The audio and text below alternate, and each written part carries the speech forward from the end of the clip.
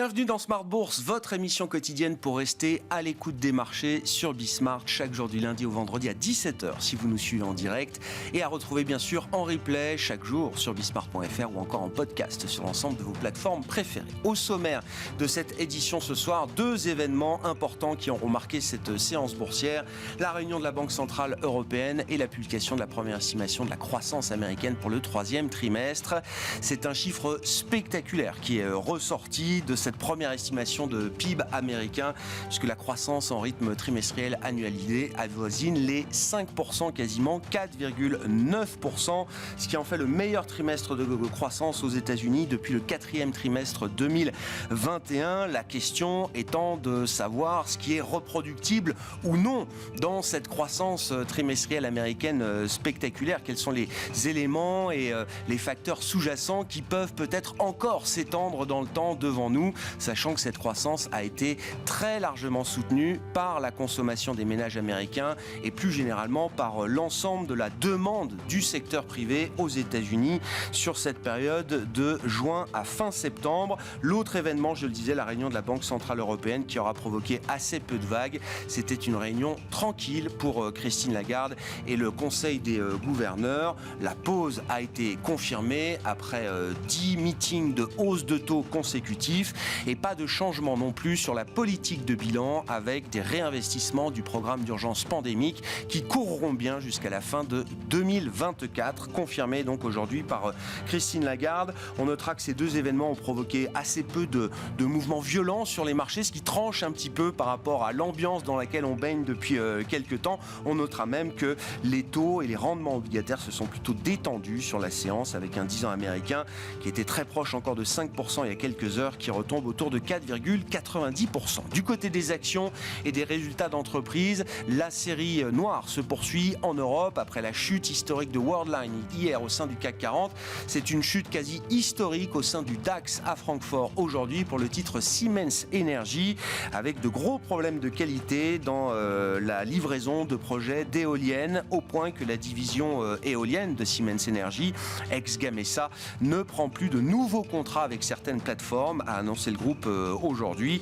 Le groupe Siemens Energy qui a par ailleurs confirmé négocier des garanties publiques face à des pertes qui seront beaucoup plus lourdes que prévu. Le titre a chuté de près de 40% au sein du marché allemand aujourd'hui, au sein du DAX à Francfort. La pire baisse intraday reste donc l'apanage de Wirecard en 2020, puisque le titre Wirecard avait dévissé de 60% et plus sur une séance au cours du mois de juin 2020. Oui, on regarde les records en termes de baisse intraday en ce moment sur les marchés européens. Vous aurez les précisions et les détails de cette séance en cours dans un instant avec Côme Dubois. Et puis on suivra également ce soir, après la clôture des marchés américains, une nouvelle publication dans le secteur de la Big Tech avec les résultats attendus d'Amazon.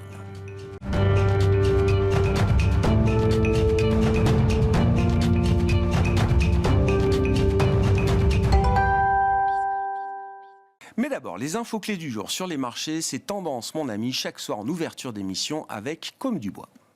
La bourse de Paris évolue sans dynamique. Ce jeudi, le CAC 40 a ouvert en baisse de 1% ce matin avant de se rapprocher de l'équilibre en fin de séance. La BCE a opté sans surprise pour un statu quo de sa politique monétaire pour la première fois depuis l'été 2022, tout en rappelant sa détermination à ramener l'inflation à l'objectif de 2%. Aux États-Unis, les investisseurs ont pris connaissance de la première estimation de la croissance du PIB américain pour le troisième trimestre, qui ressort à 4,9% en rythme annualisé contre 2,1% au trimestre précédent. Ce rythme de croissance est le plus rapide depuis le dernier trimestre 2021.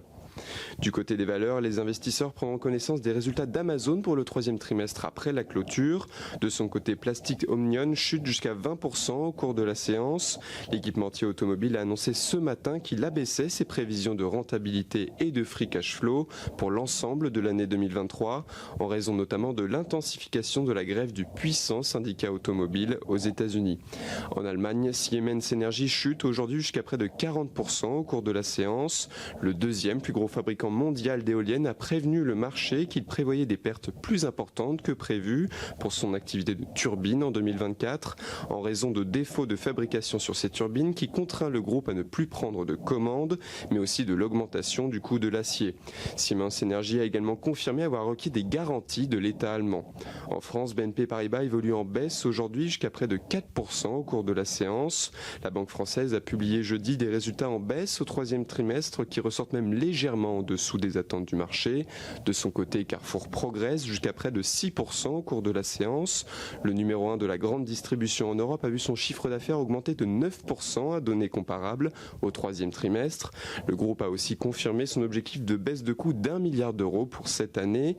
Demain, les investisseurs prendront connaissance de nouvelles publications de résultats d'entreprises, parmi lesquelles ExxonMobil aux États-Unis ou encore Air France KLM, Sanofi ou Rémy Cointreau en France. Côté statistique, les investisseurs prendront connaissance des revenus et de la consommation des ménages en septembre aux États-Unis, ainsi que de l'indice de confiance de l'Université du Michigan pour le mois d'octobre. Comme Dubois avec nous chaque soir pour les infos clés de marché en ouverture de Smart Bourse sur Bismart.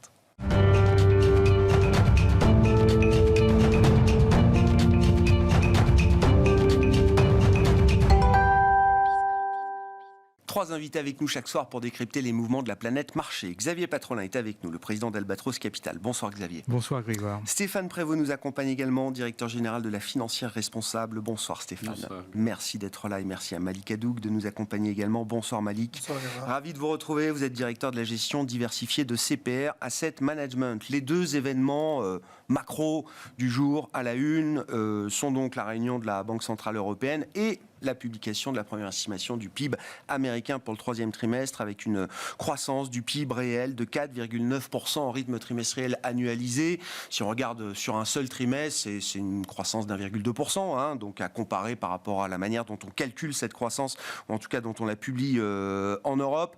Ce qui marque évidemment les esprits, c'est la dimension et la tonicité du secteur privé dans son ensemble aujourd'hui aux États-Unis, Malik. Oui.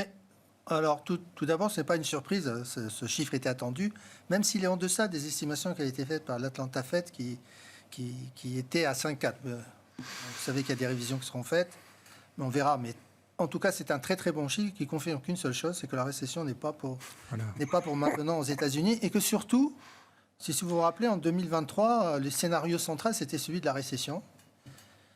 L'inquiétude, c'était la récession. En 2022, c'était l'inflation. En 2023, c'était la récession. Et surtout, on s'attendait à une récession du consommateur. Et ce consommateur-là tient toujours et continue à consommer. Alors, quels sont les facteurs derrière cette bonne tenue du consommateur ? Nous, on pense d'un côté qu'il y a eu l'effet d'épargne aujourd'hui, même s'il commence à décroître, mais il a toujours un effet positif. Mais surtout, je pense, moi, personnellement aussi, que c'est l'effet richesse. Vous avez une hausse des prix de l'immobilier, vous avez la bourse qui a remonté l'année dernière, donc il y a une certaine confiance des consommateurs. Et puis surtout, le point le plus important, c'est la bonne tenue du marché du travail. Voilà. Sécurité de l'emploi. Sécurité de l'emploi. Donc on consomme. Qu'est-ce qui vous fait dire que la récession n'est pas pour tout de suite ? Parce que ça va être le débat entre économistes, notamment l'idée qu'il y a un phénomène un peu one-off, notamment du point de vue de la consommation, et que les moteurs qu'on a eu jusqu'à présent pour soutenir la consommation aux États-Unis sont peut-être des moteurs, alors qui sont toujours en place, mais qui sont peut-être moins puissants. On sait qu'il y a eu des effets loisirs, consommation de loisirs très importants au cours de l'été. Non mais là aussi, les économistes sont allés mesurer ce que Taylor Swift, Beyoncé et Barbie et Oppenheimer au cinéma avaient pu générer comme dépenses de consommation supérieures. C'est pas négligeable. Évidemment, ils vont pas nous ressortir un Barbie 2 au quatrième trimestre, pour dire les choses. Bien entendu, mais tant que vous avez un marché du travail qui se comporte de manière très satisfaisante, vous n'avez pas d'inquiétude du côté du consommateur. Il y a une certaine confiance, même si on est conscient qu'il va y avoir un ralentissement au quatrième trimestre. Parce qu'on en parlera tout à l'heure, il y a l'effet taux aussi qui va jouer. Mais le ralentissement qu'on peut légitimement anticiper au quatrième trimestre, après notamment un trimestre aussi fort, ça ne veut pas dire que c'est le début d'une histoire de récession aux États-Unis au quatrième trimestre. C'est pas du tout comme ça que vous voyez les choses aujourd'hui. Bon, Xavier, vous abondez dans cette idée-là. La récession n'est pas pour tout de suite non, parce aux États-Unis. Quand on regarde les facteurs de demande interne, ils sont tous bien orientés. La marge des entreprises reste bonne, donc les personnes morales ont une situation bilancielle qui reste très bonne. Le marché du travail a été décrit. Juste un petit, j'aime bien rappeler, parce qu'on l'a mois après mois, le ratio chômeur-offre d'emploi. Aujourd'hui, un chômeur rencontre 1,5 ou 1,5 offres d'emploi. Je rappelle que sur les 30 dernières années, un chômeur rencontrait une demi-offre d'emploi. Donc cette dimension structurelle, elle est là. Il n'y a pas des grèves tout à fait par hasard dans le secteur de l'industrie automobile pour demander des hausses de salaire. Donc non, ça c'est... Donc quand vous avez les entreprises et les personnes physiques qui sont dans des situations comme celles que l'on connaît aujourd'hui sur le marché, sur l'économie américaine, non, ça reste très, très, très bien orienté. Et même, j'ai l'impression que le commerce extérieur contribue positivement. Ce qui est quand même assez exceptionnel pour l'économie américaine, qui est une économie... Je crois que ça doit être un léger drag, mais de moins 0,1, je crois. C'est vraiment très, très faible. Donc, pas de contribution très négative. Non. Donc, non. Donc, on a des indicateurs... Donc, la récession n'est pas pour tout de suite. Ce qui fait que toutes les thématiques d'inversion de courbe des taux comme annonciateur, non, c'était pas le bon... Et donc, le fait que probablement la Fédérale Réserve va rester quand même assez vigilant parce qu'elle voit bien que sa politique monétaire a du mal à prendre sur ces données structurelles de l'économie américaine. Et alors peut-être qu'on pourra reparler des données structurelles, baby boomer qui arrive à l'âge de la retraite, le cycle démographique, qui vient soutenir ce marché du travail. Et ça, un des arguments qu'on met de plus en plus en avant là, et avec vos confrères autour de cette table, c'est également le redémarrage des flux migratoires vers les États-Unis. Depuis 12, 18, 24 mois maintenant. On était hier avec Stéphane Déo chez Eleva Capital, il a fait tous les chiffres parfaitement. La tendance sur la dernière décennie, c'était 400 000 migrants, ou en tout cas non-américains, chaque année arrivant aux États-Unis. Depuis 2021, on est sur une tendance 3 fois supérieure. C'est 1,4, 1,5 million, et peut-être même depuis le début de l'année jusqu'à 2 millions d'étrangers qui sont arrivés aux États-Unis et qui sont participants au marché du travail aujourd'hui. Oui, mais malgré tout... Et ça, c'est de la croissance supplémentaire qui est générée. Oui, puis les chômeurs sont toujours en situation, ont toujours une suroffre de choix aussi, parce que de l'autre côté, il y a le vieillissement démographique qui vient peser, la population active, j'entends, qui vient peser, et donc ce solde, malgré ce solde excédent du côté migratoire, n'arrive pas à rééquilibrer suffisamment. Donc ça va prendre, c'est des phénomènes inertiels qui sont... Le déficit d'offres est tel sur le marché du travail qu'on peut absorber effectivement toutes ces nouvelles populations. J'avais juste une précision. Parce qu'on a mentionné la Fed, il y a un chiffre très intéressant qui est sorti, c'est le PCE. Oui.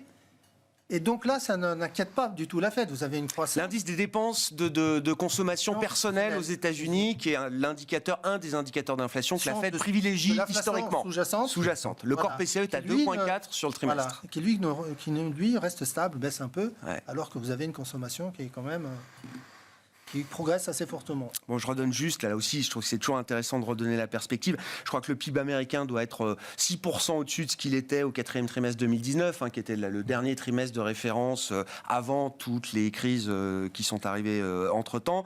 Et par rapport à la tendance que projetait le CBO américain, donc un des organisations, un organisme paritaire ou bipartisan qui s'occupe de faire notamment des projections à long et très long terme, les prévisions du CBO en janvier 2020, eh bien, le PIB américain, là, sur ce trimestre, est 0,4 points au-dessus de ce que le CBO projetait en janvier 2020 pour le 3e trimestre 2023.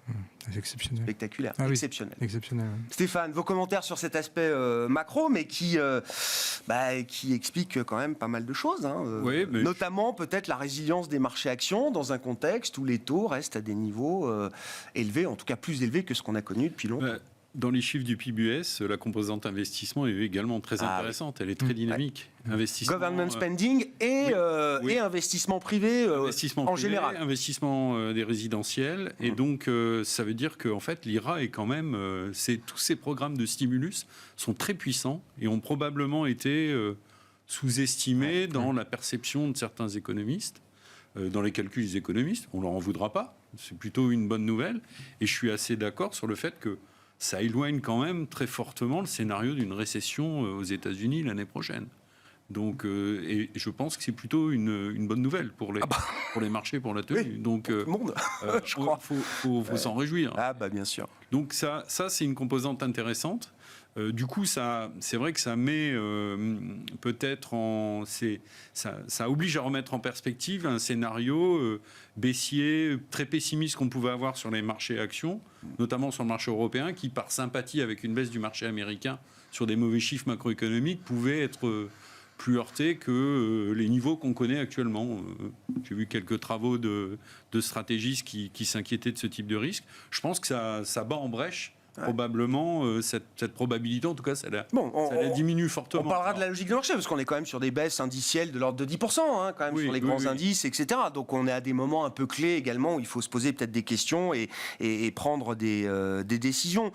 Du point de vue de la Fed, Malik, ce qui est intéressant, c'est qu'après la publication, non seulement les taux ont assez peu bougé, mais on a même plutôt vu les parties longues, les rendements obligataires américains se détendre. On aurait très bien pu franchir à nouveau les 5%, ça n'a pas été le cas. Le 10 ans américain s'est recalé autour de 4,90%. Et puis surtout, en termes de probabilité implicite dans le marché, il y a très peu, il y a très peu de chances que la Fed ait besoin, malgré ce chiffre, de faire de nouvelles hausses de taux. Non, nous, on pense qu'elle ne fera pas de hausse de taux.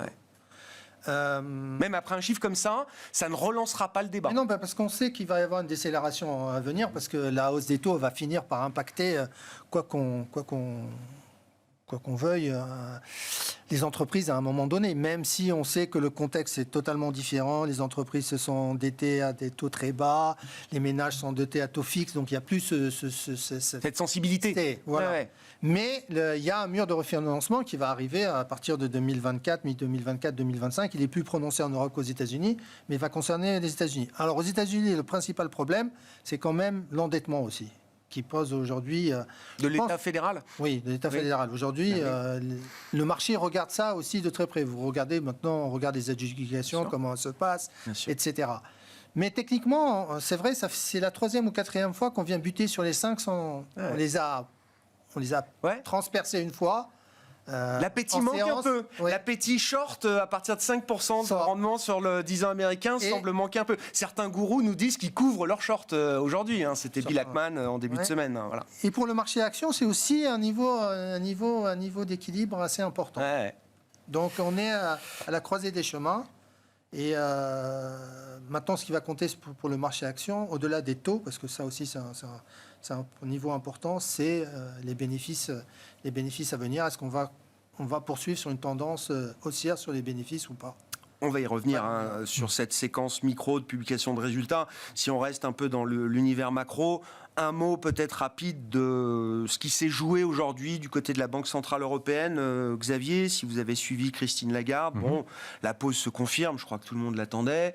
La bonne nouvelle ou la nouvelle rassurante qui montre quand même une approche prudente à ce stade de la Banque Centrale Européenne, c'est qu'on ne change pas la politique de bilan. On va laisser le bilan se dégonfler tel qu'on l'a prévu jusqu'à présent. Et il n'y aura pas d'accélération, d'intensification de la baisse du bilan qui va continuer évidemment, mais il n'y aura pas d'accélération à ce stade prévu.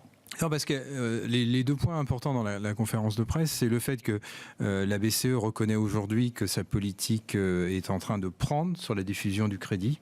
Donc le canal du crédit, le canal de diffusion de la politique monétaire, il y a, je ne sais plus le terme exact qui est employé dans le communiqué, mais enfin, ça veut dire qu'il est fort. Est fort, exactement. Oui. Et puis il y a quand même les événements du 7 octobre qui sont intégrés peu ou prou par les gouverneurs. C'est un élément d'incertitude que tous les banquiers... Au fond, c'est l'élément qui va faire que toutes les banques centrales vont rester en stand-by. On ne sait pas dans quel sens ça va partir. Et donc, vaut mieux être prudent. Et donc, cet autre élément d'incertitude qui pourra polluer les anticipations des économistes de la BCE, voire des anticipations de l'ensemble des agents économiques, fait que la Banque centrale, pour l'instant, est en situation d'attente. Et donc, c'est une conférence de presse assez pragmatique, me semble-t-il. Et donc, effectivement, c'est plutôt rassurant du point de vue des inquiétudes qu'on pouvait avoir sur une ressucée, notamment bilancielle, pour faire mal. Par contre, on continue à mentionner que les facteurs d'inflation sont internes et pas externes, et que l'inflation interne continue bien à diffuser, et que implicitement, il y a des hausses de salaire qui traînent un peu dans toutes les économies, qui se diffusent dans toutes les économies européennes, et que ça, c'est forcément un sujet de vigilance pour la Banque centrale. Sur les attentats du Hamas du 7 octobre dernier, et ce qui s'ensuit, on a tous en tête du point de vue des marchés, que un des vecteurs de diffusion de la crise, c'est le pétrole. Voilà, au-delà de secousses, d'un risque d'embrasement, etc., qui serait déstabilisateur et qui poserait des questions de confiance, j'imagine. Mais sur le pétrole, on a tous en tête également que la BCE a été historiquement très sensible au cours du baril. Est-ce que cette BCE-là de Christine Lagarde est aussi sensible que la BCE d'un Jean-Claude Trichet, par exemple, au niveau du pétrole et du risque de diffusion, d'effets de second tour, etc., que ça peut générer? Non, parce que là, je me lis, je sors un peu de mon domaine de vol, mais j'ai l'impression que du point de vue des banquiers centraux, et y compris de la Banque Centrale Européenne, s'il y avait un choc pétrolier suite à des restrictions sur l'Iran ou à une réaction un peu virulente de l'Arabie Saoudite, la montée du baril serait plus perçue comme récessive que comme inflationniste. C'est-à-dire qu'elle impacterait, d'ailleurs on est sur des niveaux de barils de pétrole où il y a une élasticité de la demande. Jusqu'à 90, il y avait peut-être pas beaucoup d'élasticité. Maintenant, on est arrivé dans la zone... Là, on détruit de la demande potentiellement. On détruirait de la demande et puis on détruirait du PIB mondial, tout simplement. Et donc, je pense qu'à cet instant-là, les banquiers centraux rajouteraient pas la fameuse hausse des taux de juillet 2008, si je dis pas de bêtises. Mais d'ailleurs, qu'il y avait eu...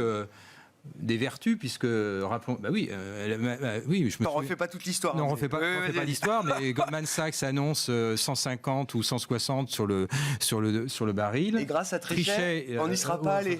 La BCE, et juste derrière, le baril se retourne. Bon, après, il y avait Lehman Brothers. Trichet plus fort que Goldman Sachs. Voilà. Qu'est-ce que je veux dire? Non, la question des spreads, elle n'a pas été abordée plus que ça, mais d'avoir une garantie sur la poursuite des réinvestissements de l'enveloppe pandémique, c'est suffisant à ce stade pour canaliser un marché qui a mis l'Italie à 200 points de base du 10 ans allemand, Malik. Oui, pour l'instant, il n'y a pas d'inquiétude. Pas d'inquiétude à avoir, même s'il faut quand même toujours suivre ce niveau de spread, hein, mais pour l'instant, il reste contenu. Et c'est un des points positifs aussi de la déclaration de la BCE pour rassurer tout le monde. Bon, là aussi, hein, le terme weak pour décrire la croissance a été utilisé plusieurs fois par Christine Lagarde tout au long de la conférence de presse. Là aussi, hein, c'est un changement de ton par rapport à ce qu'on avait, les hausses en mode automatique, autopilote jusqu'à présent. Là aussi, on voit un shift et une attention un peu plus importante portée justement à la croissance. Elle parle même des PMI, Christine Lagarde. Bon, je ne sais pas si c'est les indicateurs les plus fiables. En tout cas, elle considère que c'est des indicateurs qui nous disent que la croissance va rester faible. Oui, c'est pas une surprise. Non.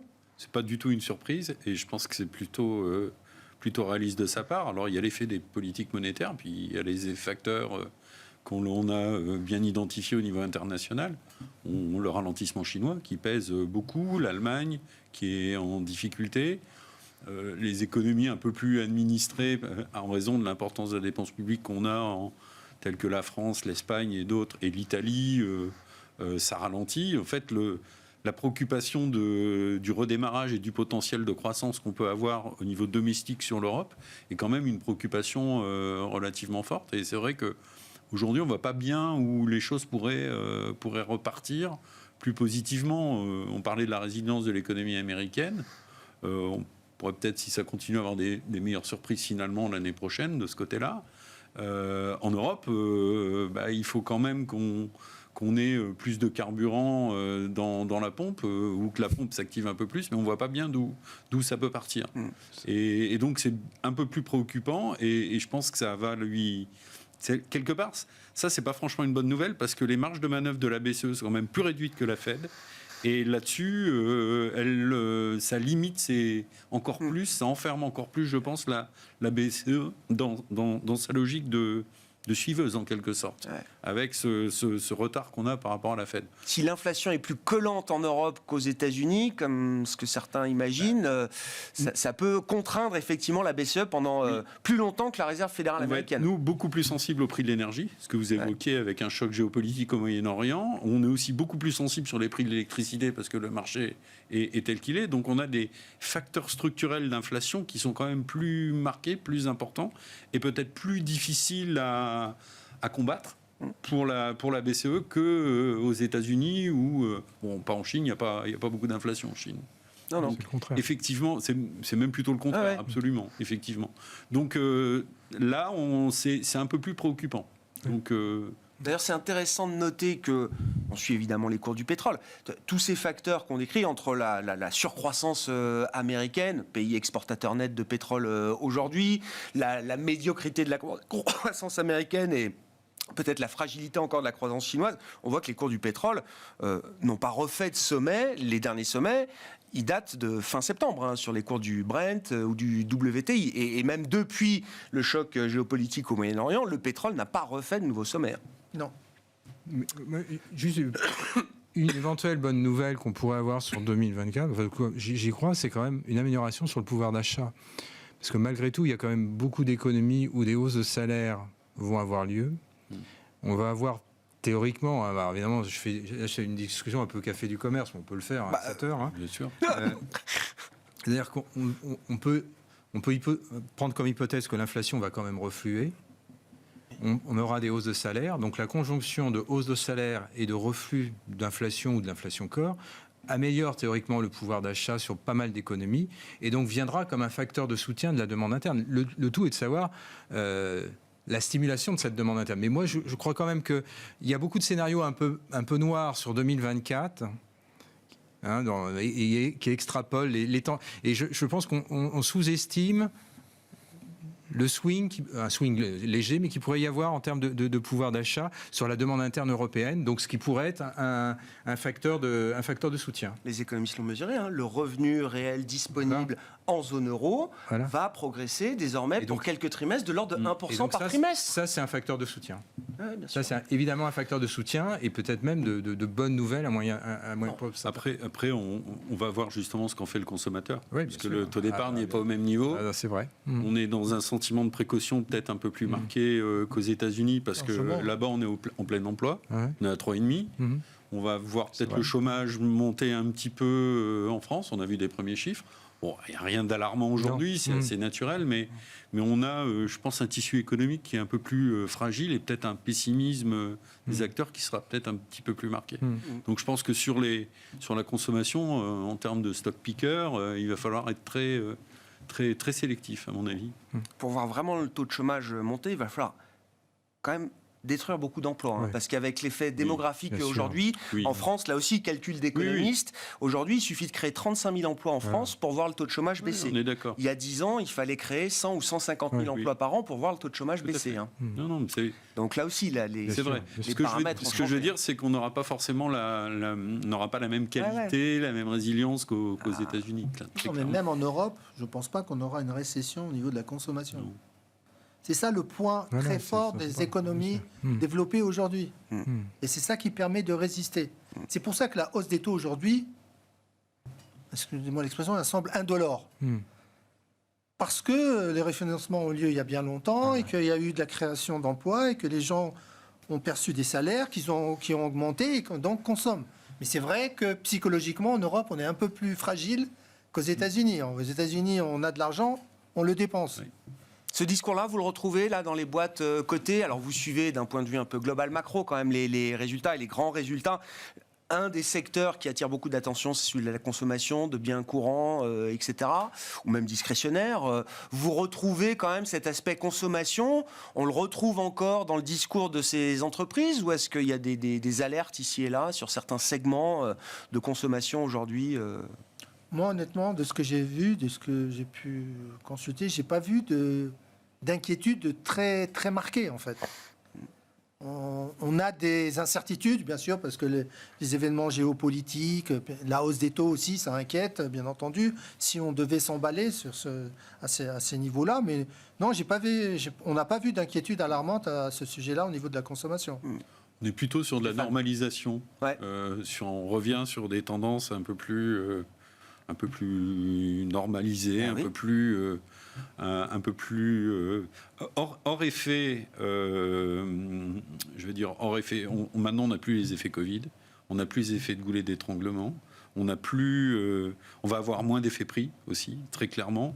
Donc, si le revenu effectivement disponible des ménages tient à peu près, on peut avoir une consommation qui reste correcte, qui reste à peu près stable. Mais on normalise tout ça. Et ça, on va le retrouver au sein des secteurs. C'était très marquant, on l'a déjà vu, hein, vous l'avez vu dans le luxe, dans les résultats du luxe. LVMH, Alors, c'est très clair. Oui, c'est la fin des années folles. Il y a eu 3 années d'années folles, bien sûr. 2020, 2023.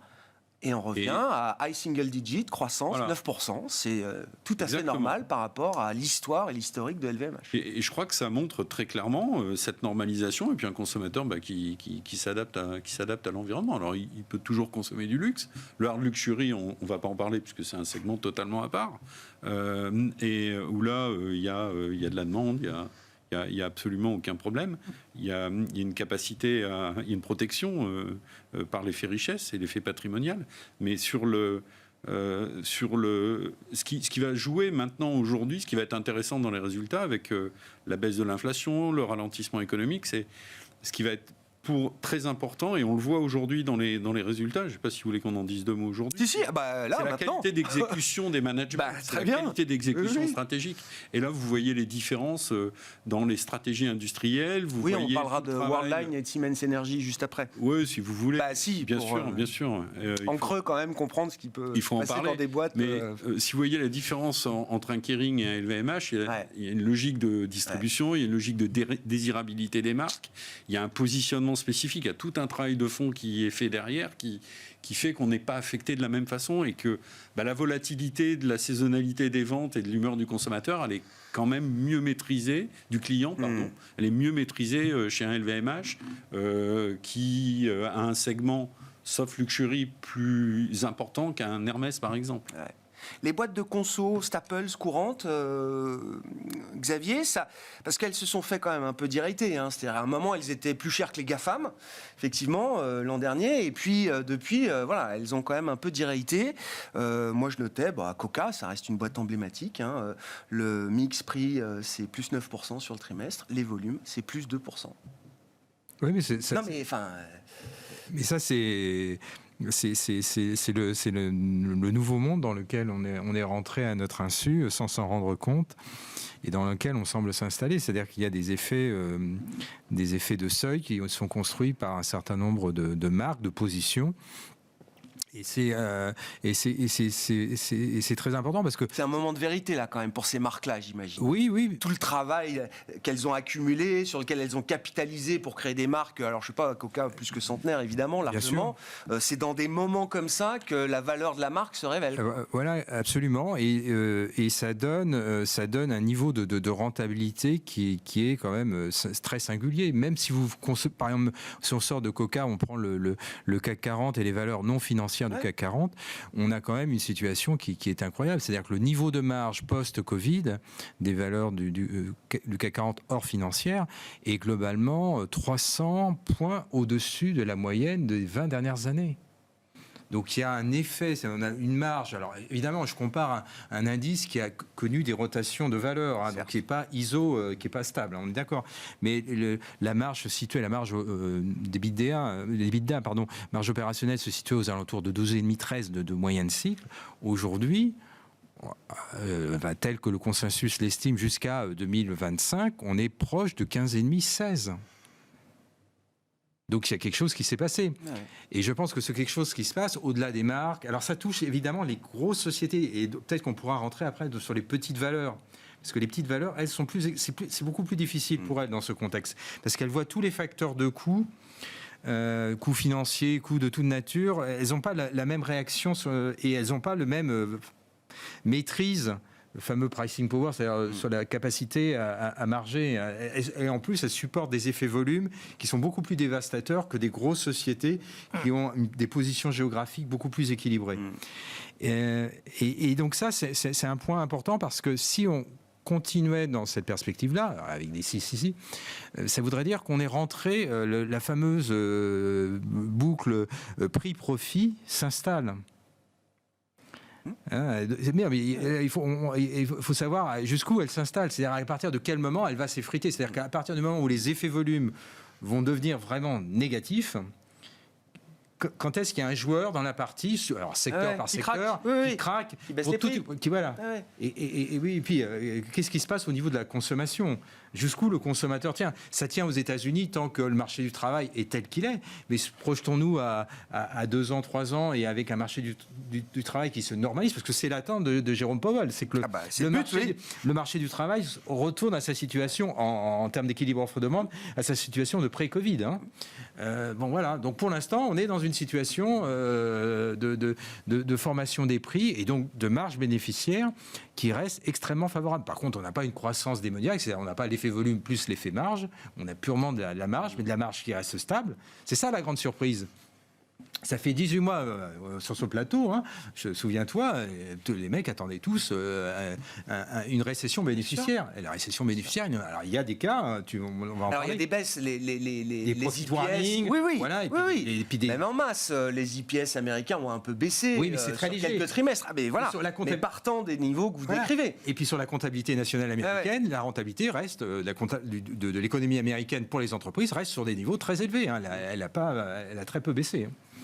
Un mot au choix quand même de ces deux segments de marché en crise totale en Europe. Hein. Alors l'actualité nous rappelle que ces secteurs sont en crise, mais le secteur des paiements est en crise depuis 2 ans. Hein. Les valeurs stars, Adyen, Nexi, Worldline, enfin je parle des valeurs européennes emblématiques, étaient à leur sommet à l'été 2021. Donc ça fait 2 ans que ça dure, la baisse, avec l'accident dont on a beaucoup parlé hier, qui était celui de Worldline. Je remonte même pas à Wirecard et l'évaporation du dossier en Allemagne. Et puis pareil, les ENR. En tout cas, les éoliennes spécifiquement. On en a parlé au cours de l'été. Ørsted, Siemens Energy déjà une première fois. Siemens Energy à nouveau aujourd'hui avec un moins 40 sur le DAX. Oui. Qu'est-ce qui se passe entre la bourse et ces secteurs c'est assez facile. Moi, je vais vous livrer ma lecture. C'est les taux d'intérêt. Quand vous avez des taux d'intérêt à 4,5-5 sur des business de long terme qui nécessitent des financements importants, donc on parle des éoliennes.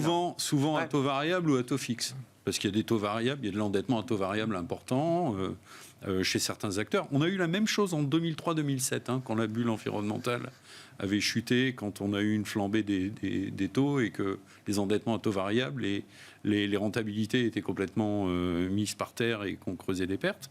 Ce sont des projets où ce type de projet, vous ne créez de la valeur qu'en ayant une maîtrise des coûts parfaite et une exécution parfaite des projets. Donc vous ne pouvez pas avoir de déperdition de la rentabilité, ni parce que là, c'est défaillance en chaîne, etc. Et ni en financement. Or là, vous vous retrouvez avec des acteurs qui se retrouvent sur les 2 plans en difficulté, au point de demander des garanties des bailleurs publics. Ouais. C'est quand même... Alors, moi, c'est ce qui m'a toujours rebuté à aller sur les équipementiers du secteur, parce que leurs business models sont complètement soumis à ce type d'aléas. Et puis, ça veut dire aussi que si vous allez sur un opérateur, là, en termes d'éolien, de solaire, quelle que soit l'énergie, nous, aujourd'hui, on a retenu qu'un acteur qui est Iberdrola, parce que vous avez ce track record, vous avez une structure de financement qui est robuste, vous avez une capacité d'exécution sur chacun des projets, et vous avez une gestion même des projets à maturité qui est très bien gérée. Le portefeuille d'actifs est très bien géré. Donc, et là, alors on peut vous dire, Iberdrola, c'est pas le plus sexy, etc. Mais n'empêche, quand vous regardez le cours aujourd'hui, ça tient très bien, et l'opérationnel est au rendez-vous. Alors ça, c'est ma remarque sur les énergies renouvelables. Donc gardez en tête que tant qu'on a un environnement de taux élevé, on va avoir des difficultés et il y aura des mauvaises surprises sur ce secteur. Quant au secteur des paiements, je ne vais peut-être pas rentrer dans le détail de Worldline, mais moi je trouve qu'en fait on a un peu survendu un secteur compliqué à lire, où on parle d'acquisition, on parle de sécurité, on parle de technologie, il y a beaucoup de disruptions, il y a beaucoup d'acteurs. Alors au passage, Adyen Nexi, on n'y a jamais touché à la financière responsable parce qu'il n'y a pas d'ESG, il n'y a pas d'information. Donc c'est réglé de ce côté-là. On va pas aller, si je n'ai pas les comptes, je ne vais pas y aller non plus. Donc Quand j'ai pas l'ESG, j'y touche pas. Je trouve que c'est un secteur qu'on a survendu sur ses aspects de sécurité et de technologie, mais qui est en fait redoutablement de la commodity, à tel point qu'on a vu les grands groupes bancaires se séparer de ces activités. Alors moi, ça m'a toujours interpellé, surtout que quand on regardait en fait le bilan des sociétés, notamment de Worldline, vous regardiez l'effet de levier, l'intensité capitalistique, et vous vous rendiez compte que il y avait une machine qui demandait de plus en plus de capitaux pour faire du volume, mais ce volume est de moins en moins rentable. Donc vous aviez une dégradation finalement de la rentabilité nette. Vous mettez à côté de ça un environnement de taux compliqué. Même pour tout le monde, l'environnement de taux. Oui, mais vous ajoutez un problème de gouvernance majeur qui est récurrent, une communication de management et puis des contre-performances opérationnelles. Et sur un dossier qui avait lassé le marché, et vous arrivez à la catastrophe annoncée. C'est quand même problématique parce qu'on est dans un moment où on parle d'investissement, des investissements colossaux dans la transition énergétique, le besoin d'avoir des énergies fiables, pas chères en Europe, effectivement, qui nous cassent cette dépendance aux fossiles dont on souffre encore aujourd'hui. Sur la partie fintech ou innovation, croissance, là aussi, toute la place et l'Europe entière essaye de mobiliser pour apporter le maximum de capitaux pour de la green tech, de la fintech, de tout ce que vous voulez qui se termine en tech. Et quand vous regardez ce que dit la bourse de ces secteurs-là, je trouve que c'est troublant quand même.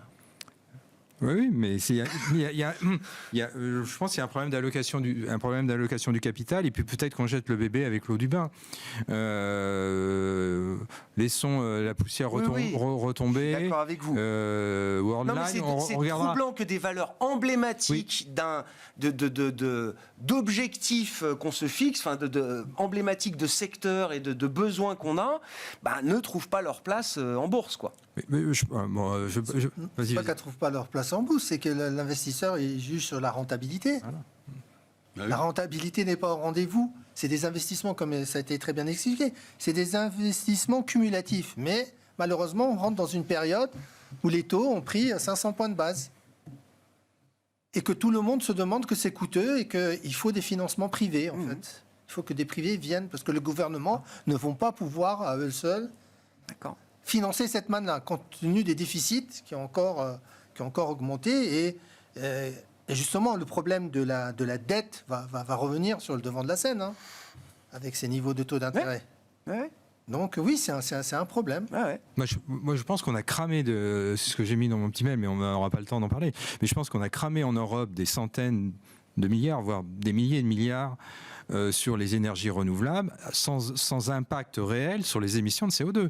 Et on est en train de faire rebolote sur la voiture électrique, on va faire rebolote sur l'habitat, on va refaire la même chose. C'est-à-dire qu'on investit massivement sur quelque chose qui a très peu d'impact à moyen terme.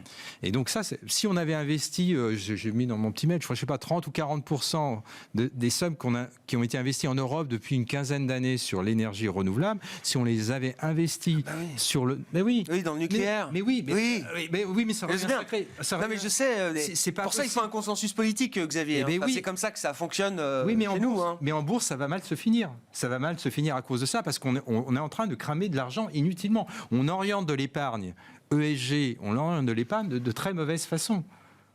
Je dis pas, mais et donc c'est un problème pour les opinions publiques, parce que si tu alloues des centaines de milliards sur des éoliennes qui ne tournent pas, en tout cas qui ont très peu d'impact sur les émissions de CO2, parce que l'émission de CO2, ce qui est intéressant, c'est à l'échelle mondiale. Donc si tu veux avoir un impact au niveau européen, puis un impact mondial, il faut vraiment qu'on essaie. Et c'est pas possible. Heureusement, le ESG, ça se résume pas à l'environnement, aux énergies renouvelables. Bien sûr. Donc ça. Non, bien sûr. Mais je suis en phase avec une partie de ce que vous dites. Il faut qu'on termine avec vous, Malik, là, sur les questions d'allocation d'actifs et de gestion diversifiée. Je vois un peu le match action versus taux, là. Est-ce que le match est relancé Ce qui complique la donne aujourd'hui, avec l'évolution des taux d'intérêt, c'est l'instabilité de la corrélation taux-action. Non, elle est ni positive ni négative. Elle change à tout moment. Ça, c'est compliqué. Sur l'attractivité, bien évidemment, quand vous avez des primes de risque actions qui sont proches de zéro, et que vous avez de l'autre côté un rendement intéressant, il n'y a pas photo. Le bémol que j'émettrais, c'est toujours les bénéfices. S'il n'y a pas de récession, que les bénéfices sont au rendez-vous, la prime de risque va se normaliser petit à petit. Et donc, il faut s'attendre à un rebond du marché action dans les semaines à venir. Sauf, bien sûr, événements géopolitiques qu'on ne peut pas aujourd'hui... Mais on n'est pas là avec des baisses indicielles de 10%, des taux à 5%, un yen à 150 yens contre dollar. On voit des points de tension partout. On se dit, mince, c'est peut-être la tempête parfaite qui est en train de se former là. Le point de tension le plus important, ça serait si la banque japonaise venait à modifier sa politique monétaire la semaine prochaine. Ça rajouterait de la tension sur la partie taux. Mais pourquoi cette tension ? Parce qu'on est passé d'un scénario de récession à un scénario de croissance qui se maintient. Et donc, c'est la politique monétaire qui est redevenue au centre du débat. C'est ça qui a alimenté la montée des taux au cours des dernières semaines. Parce que c'est puissant ce qu'on a vécu. En moins d'un mois, on a 75 points de base sur le 30 ans américain. On a rarement vu ça. Oui. Et puis une volatilité de la courbe américaine qui est étonnamment élevée par rapport à ses pairs occidentaux. C'est-à-dire la courbe américaine est intrinsèquement plus volatile que la courbe allemande, par exemple. Bien sûr. C'est des 15-20 points de base sur des taux à 10 ans, 30 ans. La courbe anglaise, elle est aussi très particulière en termes de volatilité. Jusqu'à 6-7 ans, c'est sacrément volatile. Donc, effectivement, c'est des signaux qu'il faut avoir en tête. Parce que... Et tant qu'il y a cette volatilité sur l'obligataire, vous dites, les investisseurs trouveront une forme de refuge sur des marchés comme les marchés actions. Mais oui, parce que moi, là où j'aurais une toute petite différence sur la prime de risque, mais on pourra en discuter dans une autre scène, c'est que les PE, les earning yields, c'est des rendements réels. Donc il faudrait les comparer par rapport à des taux réel et pas par rapport à des taux nominaux. Il est à 2,5 le taux réel américain. Oui. Et ben justement, donc il y a pas, l'écart est pas si. Non.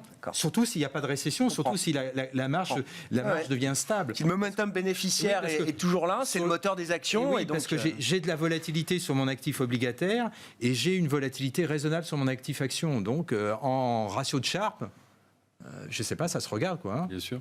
Bon. Non, mais je crois que pour l'investisseur qui est un peu moyen, long terme, il commence à avoir des points. Il y a un niveau de pessimisme assez important aujourd'hui dans les cours. Aujourd'hui, c'est intéressant de commencer à regarder. Bien sûr, si on enlève les 10, 15, 20, 30 méga-caps, effectivement, on voit autre chose et on a une lecture du marché qui peut être très différente. Merci beaucoup, messieurs. Merci d'avoir été là ce soir pour cette discussion en plateau. Stéphane Prévost, la financière responsable, Malik Hadouk, CPR Asset Management et Xavier Patrolin, Albatros Capital.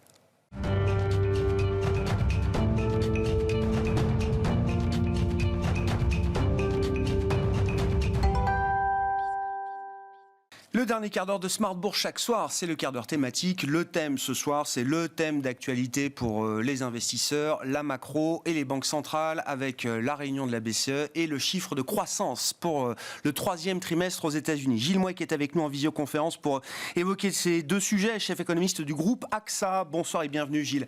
Merci beaucoup d'être avec nous. Bon, évacuons peut-être le sujet BCE. Vous prédisiez un meeting tranquille pour les gouverneurs et Christine Lagarde. L'objectif a été atteint visiblement, Gilles.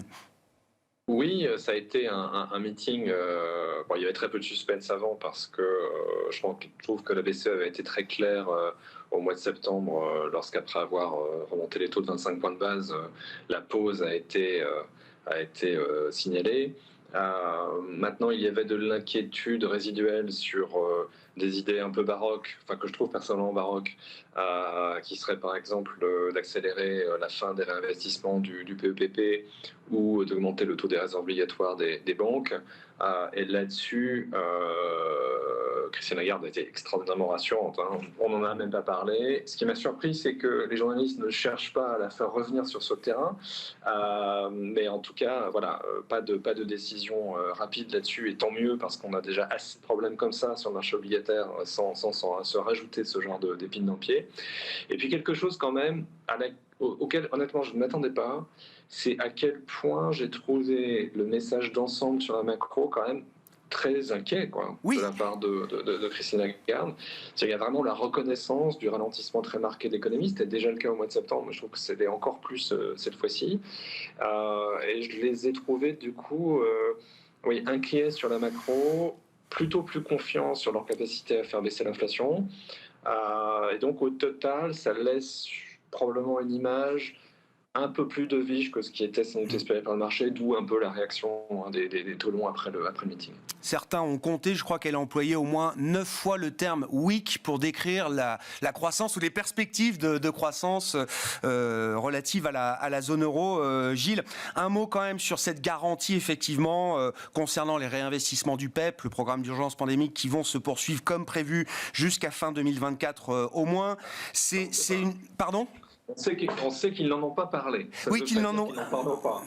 Ah ben alors, non mais la nuance est importante, Gilles, parce que quand on regarde un peu quand même l'équation 2024 entre un appétit très limité pour de la consolidation budgétaire en Europe, à commencer par des pays clés comme la France et l'Italie, des programmes d'émissions toujours plus importants, une BCE qui, quoi qu'on en dise, sera toujours un peu plus en retrait en 2024 qu'elle ne l'était les années précédentes, et puis surtout l'absence de nouvelles règles budgétaires décidées au niveau européen, qu'elles soient théoriques ou coercitives. On se dit, il y a de la place pour que le marché fasse librement son travail, justement, vis-à-vis du coût de financement des États. C'est ce qu'on appelait à une époque les bonds vigilantes. Oui, ou ce qu'on appelle en bon français, Grégoire, la discipline de marché. Donc, moi,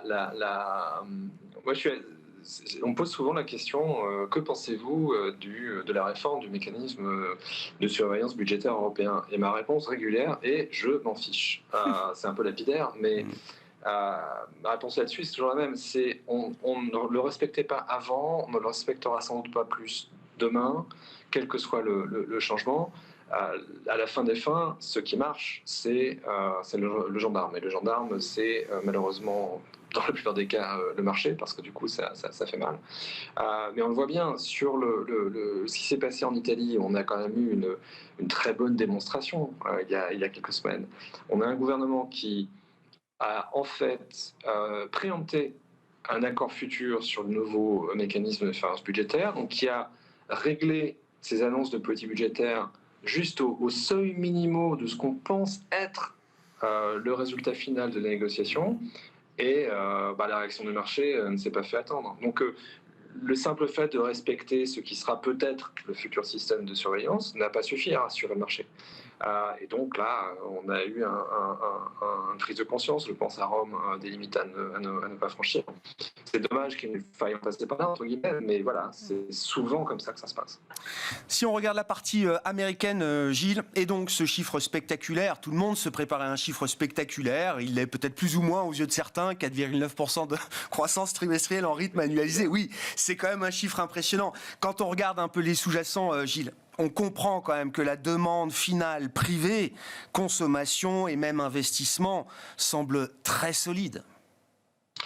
Oui, et parfois, alors ça fait souvent mal, mais on est contraint à cet exercice d'humilité. Et il faut regarder ce qu'on disait il y a en gros un an quand on parlait des risques.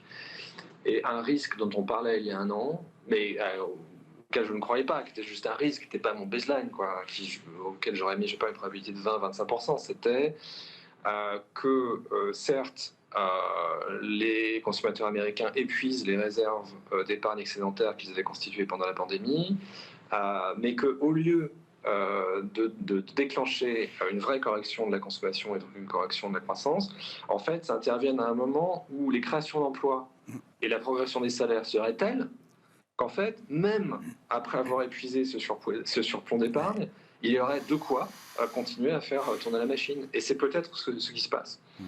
J'ai fait un petit calcul la semaine dernière, parce que ça m'épuisait de lire partout que les salariés américains avaient perdu du pouvoir d'achat pendant la crise. C'est faux. Les salariés américains ont gagné, pas beaucoup, mais un peu, de pouvoir d'achat pendant la crise. Les salaires ont au total augmenté plus vite que l'inflation depuis le début de la pandémie.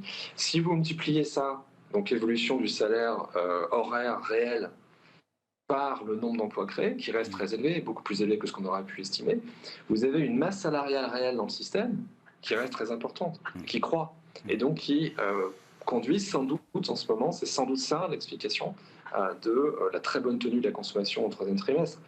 Donc ce qu'on voyait comme un risque est en train probablement de se matérialiser, et que dans ces conditions, on a un marché obligataire un peu inquiet.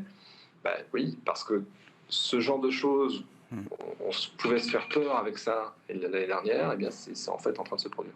Dans les facteurs qu'on a pu rater à travers l'analyse, Gilles, j'entends de plus en plus de vos confrères, depuis quelques semaines ou quelques mois à peine, mettre en avant le facteur immigration aux États-Unis pour expliquer notamment, à la fois ce marché du travail et la croissance qui est générée par l'arrivée de nouveaux migrants aux États-Unis dans des mesures et des ampleurs qu'on n'a pas vues sur la décennie précédente. Visiblement, depuis 2021, il y a quand même une rupture et des vannes qui se sont rouvertes en termes de flux migratoires aux États-Unis. Et visiblement, cette population-là vient alimenter l'offre de travail qui est sans doute manquante encore aujourd'hui. Et derrière ça, c'est des mécanismes là aussi assez auto-entretenus qui se mettent en place en matière de croissance, de consommation, etc.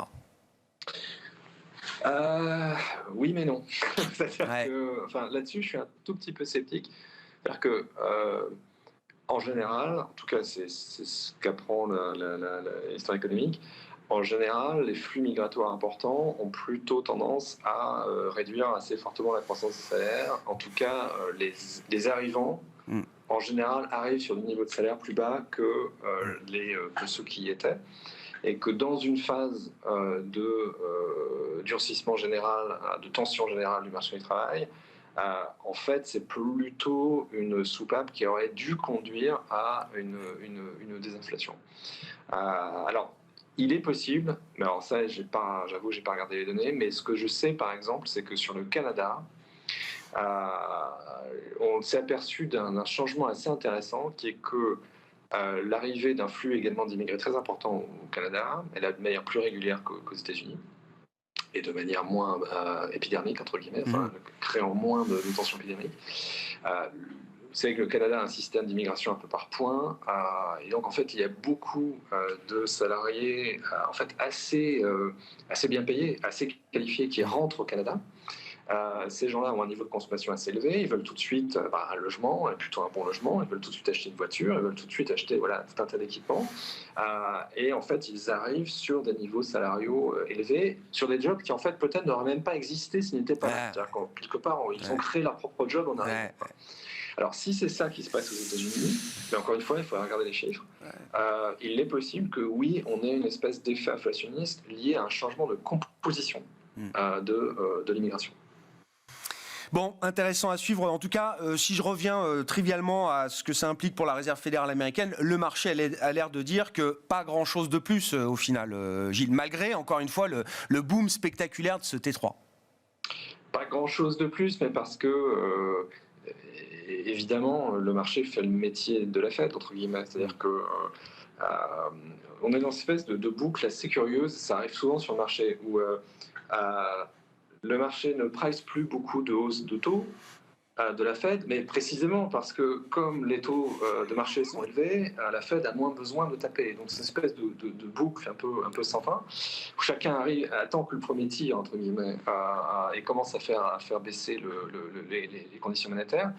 Là, on est quand même à un niveau restrictif tellement élevé que même si Powell a pris soin de dire que ça ne réduisait le besoin de la Fed de taper que en principe, donc il s'est réservé le droit de taper quand même, c'est vrai que là, le boulot est en train de se faire.